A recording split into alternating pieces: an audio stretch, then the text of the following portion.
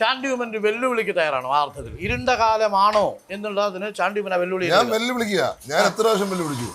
ഇരുണ്ട കാലം സൃഷ്ടിക്കപ്പെട്ടതാണെന്ന് ഞാൻ പറഞ്ഞിട്ടുണ്ട്. അത് ആരുമായിട്ട് ഡിബേറ്റ് ചെയ്യാൻ ഞാൻ പറയാം. ഇരുണ്ട കാലം എന്നുള്ളത് സൃഷ്ടിക്കപ്പെട്ട കാലം. ഇരുട്ട് സൃഷ്ടിച്ചതാണ്. സൃഷ്ടിച്ചവരാണ് ഇന്ന് വെളിച്ചമാണെന്ന് പറഞ്ഞ് അധികാരത്തിലിരിക്കുന്നത്.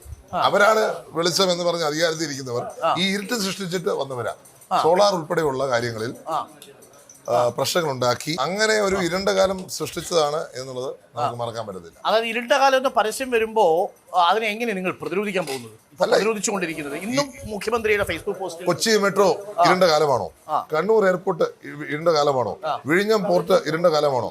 എല്ലാ ജില്ലയിലും മെഡിക്കൽ കോളേജ് ഇരുണ്ട കാലമാണോ? കോക്ലിയർ ഇംപ്ലാന്റേഷൻ ശ്രുതി തരംഗം ഇരുണ്ട കാലമാണോ? കാരുണ്യ സ്കീം ഇരുണ്ട കാലമാണോ? അതുപോലെ തന്നെ ജനസമ്പർക്ക പരിപാടി ഇരുണ്ട കാലമാണോ? എത്ര എണ്ണി പറയാൻ സാധിക്കും. ഓരോ മണ്ഡലത്തിലും 140 മണ്ഡലത്തിലും കോളേജ് ഇരുണ്ട കാലമാണോ? അതുപോലെ തന്നെ 227 പാലങ്ങൾ ഇരുണ്ട കാലമാണോ? തിരുവനന്തപുരത്തും കോഴിക്കോടും മെട്രോയ്ക്ക് തറക്കല്ലിട്ടത് ഇരുണ്ട കാലമാണോ? ആ തറക്കല്ല് പൂർത്തിയാക്കാത്തല്ലേ, പണി തുടങ്ങാത്തല്ലേ ഇരുണ്ട കാലം? ഞാൻ ചോദിക്കട്ടെ, ചാണ്ടിയുമൻ വെല്ലുവിളിക്ക് തയ്യാറാണോ ആ അർത്ഥത്തിൽ? ഇരുണ്ട കാലമാണോ എന്നുള്ളതിന് ചാണ്ടിയുമൻ വെല്ലുവിളി. ഞാൻ വെല്ലുവിളിക്കുക. ഞാൻ എത്ര പ്രാവശ്യം വെല്ലുവിളിച്ചു.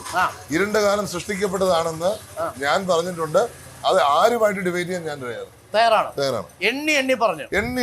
ശാസ്ത്രത്തിൽ ഒരു 10-12 അങ്ങ് പറഞ്ഞു.